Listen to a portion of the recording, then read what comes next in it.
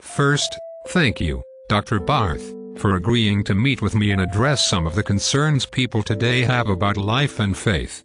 Such a revered theologian and, being dead yourself, you certainly have much insight to offer us on both these topics. No one can really arrive at certainty and victory. For God, from whom certainty and victory come, is one who dwells in a light which no one can approach unto, and he desires to be recognized and worshipped as such. I see. Or, I don't. Do I? Not really. I can. Who can, right? But, if no one can approach God, how can a person be saved? No one can be saved in virtue of what he can do. Everyone can be saved in virtue of what God can do. Men have never been good, they are not good and they never will be good, but doesn't that make repentance rather pointless? But what is repentance?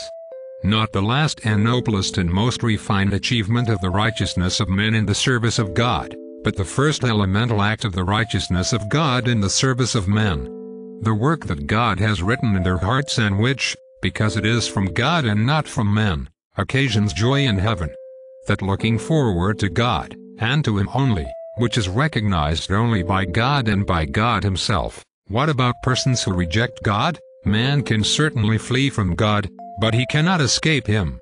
He can certainly hate God and be hateful to God, but he cannot change into its opposite, the eternal love of God, which triumphs even in his hate. On another subject, my readers like it when I write about hell. What are your thoughts on hell? It is a serious matter to be threatened by hell, sentenced to hell, worthy of hell, and already on the road to hell. On the other hand, we must not minimize the fact that we actually know of only one certain triumph of hell, the handing over of Jesus, and that this triumph of hell took place in order that it would never again be able to triumph over anyone. We must not deny that Jesus gave Himself up into the depths of hell not only with many others but on their behalf, in their place, in the place of all who believe in Him. How do we best express this truth to non-believers?